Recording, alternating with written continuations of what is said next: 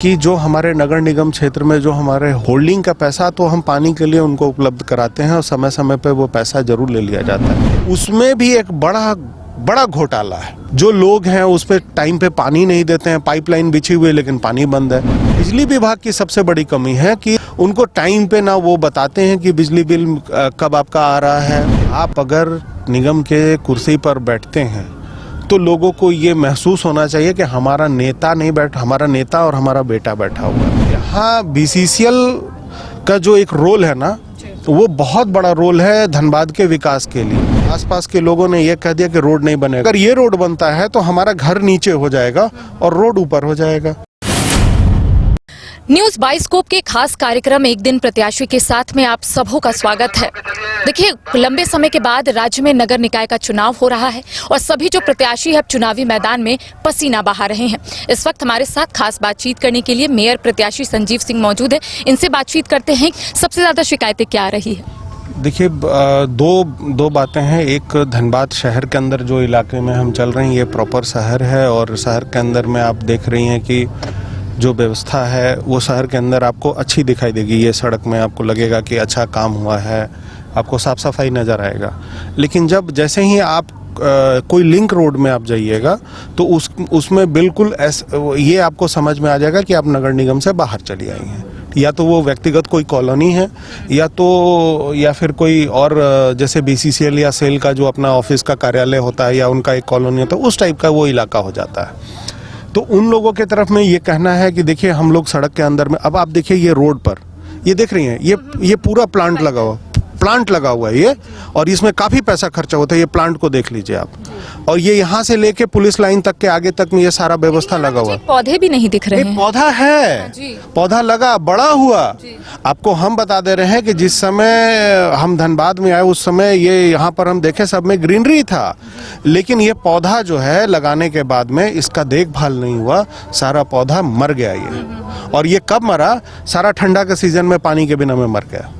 पानी ठंडा के सीजन में भी पानी का जरूरत होता है। अब आप देखिए कि आप शहर को खूबसूरत बना, अब ये तो पैसा लगा ना, वो पैसा तो वेस्ट चला गया। फिर से आप एक प्लानिंग तैयार करेंगे, फिर एक प्लांट लगाएंगे और उसमें जो है आप खर्च करेंगे। तो जो चीज़ आप यूज कर रहे हैं, जो आप देख रहे हैं, तो आप जो व्यवस्था ला रहे हैं तो उसके लिए आपके पास मैनेजमेंट होना चाहिए कि हम उसकी देख रेख करें। ठीक है, आप उसको देख रेख नहीं कर रहे हैं, आप बस योजना को लागू कर दिए और उसके बाद योजना को, अगर जैसे आप कोई भी गाड़ी लेते हैं कोई तो उस पर आप सिर्फ चल नहीं सकते हैं, उसको सर्विस भी कराना होगा, उसको मेंटेन भी करना होगा। उसी तरह से आप कहीं अगर प्लांट लगाते हैं या कुछ करते हैं तो आपको उसको, आपके जो डिपार्टमेंट के लोग हैं उसको मेंटेन भी करना होगा। अब आप लगवा दीजिए और छोड़ दीजिए तो पैसा का वेस्टेज है ना। आप गली के अंदर चलिए, गली के अंदर में कभी आप मूव करिएगा। अब स्थिति ये है कि जो सड़कें बनी हुई हैं, अब हम जा रहे थे तो हमने देखा कि रोड खराब है। भाई तो हम पूछे कि रोड बन नहीं रहा, बोला रोड बन रहा था। सभी आसपास के लोगों ने ये कह दिया कि रोड नहीं बनेगा। तो क्यों नहीं रोड बनेगा? तो बोले कि अगर ये रोड बनता है तो हमारा घर नीचे हो जाएगा और रोड ऊपर हो जाएगा। अब ये तो गाड़ियां हिचकोले नहीं खा रही है, स्मूथ रास्ते हैं, लेकिन जैसे ही आप थोड़े स्लम एरिया या फिर थोड़े आउटर एरिया में जाइएगा तो हिचकोले खाने लगती हैं गाड़ियां। मैं 18 तारीख को धनबाद के शहर से बाहर में कार्यक्रम करूंगा। मैं चाहूँगा आपसे कि एक रिक्वेस्ट भी करता हूं कि आप उस दिन मेरे साथ रहिए और जिन क्षेत्रों में जा रहे हैं वहां की स्थिति आप देखिए। हिचकोले का तो बात छोड़ दीजिए, अगर ये शीशा उतार के हम लोग चल देते हैं तो फिर आप ये समझ लीजिएगा कि हम लोग भी एक दूसरे को नहीं पहचान पाएंगे कि हम लोग हैं कौन। इतने डस्ट। बिल्कुल बिल्कुल, क्योंकि देखिए यहाँ बीसीसीएल का जो एक रोल है ना, वो बहुत बड़ा रोल है धनबाद के विकास के लिए। ये देखिए, ये सारा प्लांट लगा, ये देखिए क्या स्थिति बन, तो पूरा सूख गया।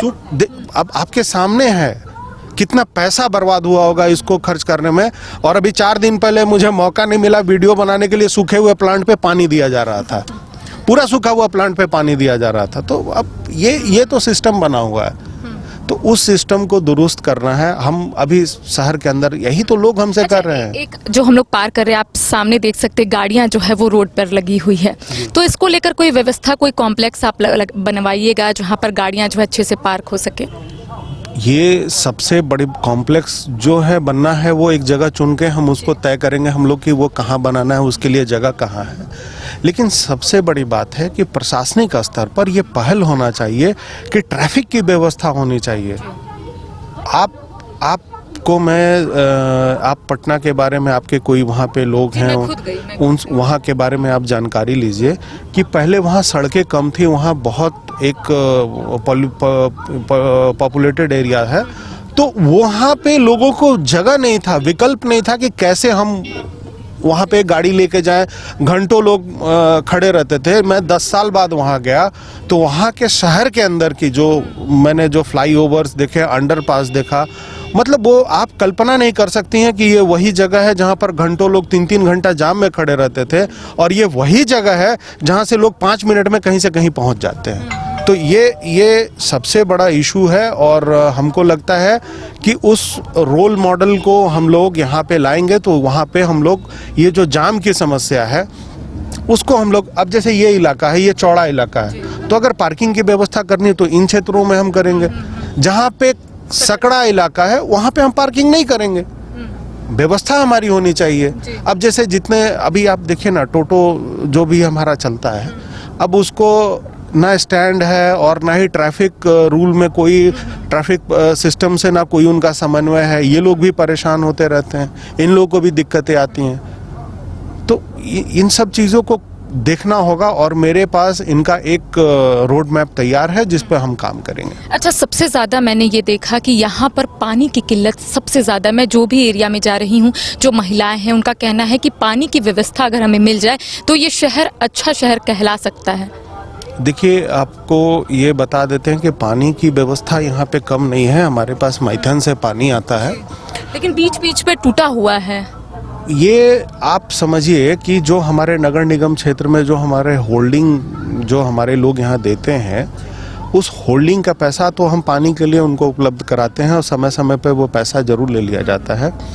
जो ट्रीटमेंट प्लांट है जहाँ से पानी आता है और पानी सप्लाई किया जाता है, उसमें भी एक बड़ा घोटाला है कि अगर जो पैसा मेंटेनेंस के लिए आता है तो उसका कोई एक हिसाब नहीं है कि आप इतना पैसा खर्चा कर रहे हैं तो किस मद पे कर रहे हैं और कहाँ कर रहे हैं, उस पर मॉनिटरिंग नहीं है। तो जैसे ही लोग यहाँ पर जब हमको उस चेयर पर बिठाएंगे, मैं ये विश्वास दिलाता हूँ कि उस पर मॉनिटरिंग होगी और वहाँ पर पानी की व्यवस्था शुरू की जाएगी। अब क्या है कि आपके जितने जल मीनार हैं उनको टाइम पे पानी नहीं मिलता है, जो लोग हैं उस पर टाइम पे पानी नहीं देते हैं, पाइपलाइन बिछी हुई है लेकिन पानी बंद है। हमारे घर के बगल में हमारा जो घर है, उसके घर के पीछे में 2-3 कॉलोनी आती हैं, और एक सुगियाडीब कॉलोनी भी आता है। पहले बस्ती था, अब तो कॉलोनी लोग बोलते हैं उनको। तो मुझे ये लगता है कि वहाँ पे भी सारा व्यवस्था किया हुआ है लेकिन पानी चालू नहीं है। तो उसको, मतलब उसको आप इसको कह सकते हैं कि ये हम गवर्नेंस करेंगे ना, अगर ये हमारा सिस्टम ठीक हो जाएगा तो ऑटोमेटिक सब कुछ ठीक हो जाएगा। कई जगहों पर हमने भी देखा जहाँ पर स्कूल है वहाँ पर स्पीड ब्रेकर नहीं है।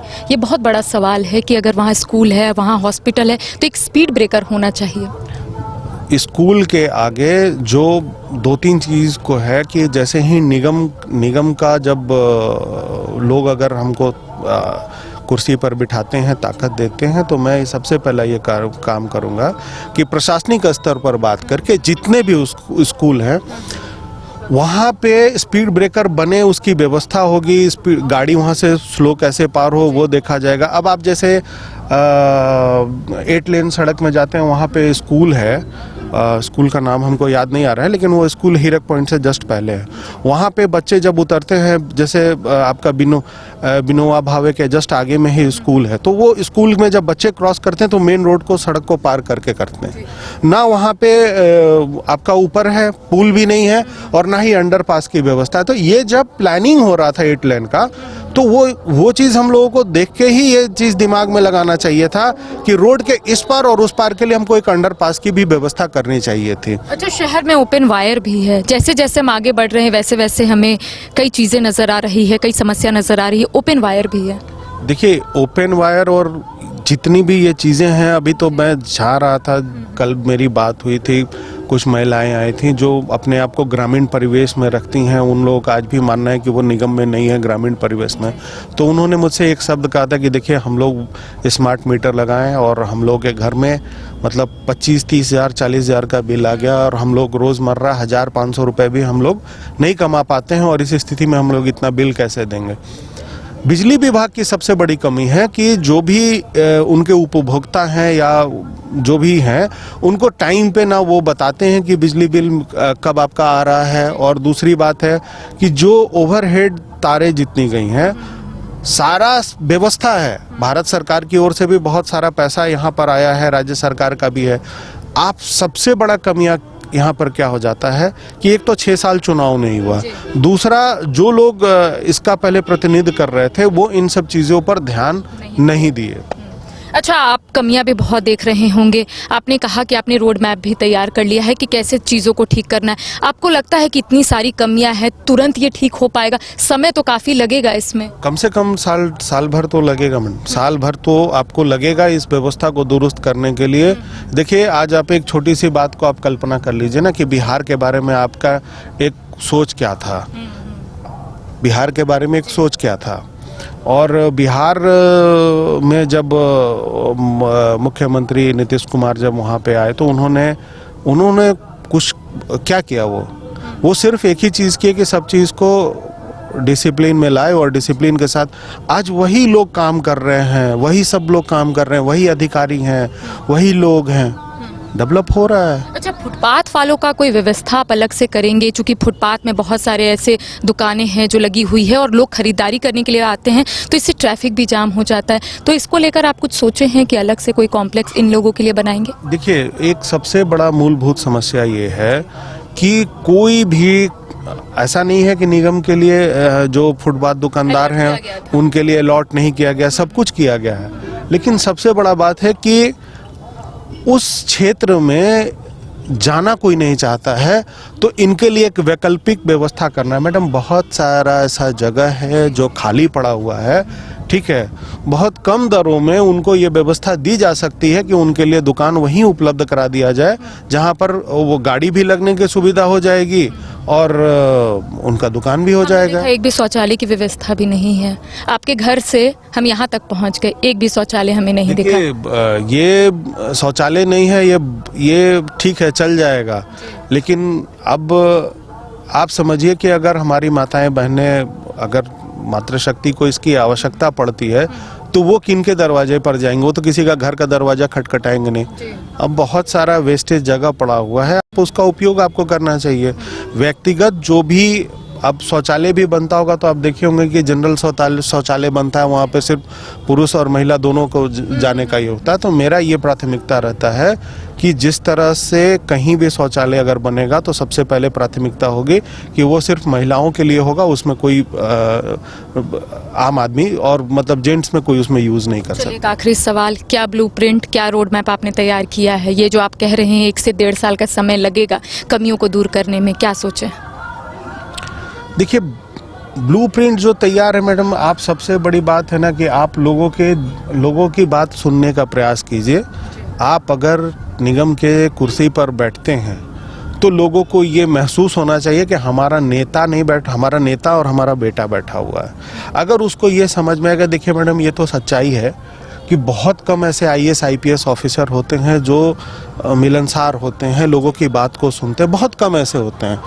और बहुत ऐसे लोगों का है जैसे ब्यूरोक्रेट्स है तो उनके दिमाग में होता है कि अच्छा अफसर हैं, थोड़ा सा कैसे बात करें, ठीक है। और आप जनरल वे में आप देखिए कि अगर कोई नेता जो आम आदमी के बीच में रहता है तो कोई आपका हाथ पकड़ लिया, कोई आपको ज़बरदस्ती खींच के ले जाकर अपनी बात को सुना रहा है, समझना है। तो अगर आप उस कुर्सी पर बैठ रहे हैं तो लोगों को वो अधिकार आपको देना होगा कि आपकी बात उसी अधिकार से सुने। अगर वो आप सुनते हैं तो निश्चित रूप से आप उस समस्या का समाधान कर पाइएगा। अगर आप डिक्टेटरशिप चलाना चाहते हैं तो फिर वो नहीं चल सकता है। तो देखिए, इस वक्त हमारे साथ मेयर प्रत्याशी संजीव सिंह मौजूद थे। लगातार ये जनता से संवाद कर रहे हैं और कह सकते हैं उनकी शिकायतें और इसके साथ ही उनकी परेशानी जानने और समझने की कोशिश कर रहे हैं। इनका कहना है कि अगर जनता इन्हें आशीर्वाद देती है, अगर ये कुर्सी पे बैठते हैं, तो इनके साथ ही ये रोड मैप भी तैयार कर लिए हैं कि 1 से 1.5 साल के अंदर किस तरह से काम करना है और विकास की गति कैसे आगे बढ़ाना है। इन तमाम चीज़ों को लेकर इन्होंने रोड मैप भी तैयार किया है। सहयोगी गौरव के साथ Karishma Sinha, news by scope, Dhanbad.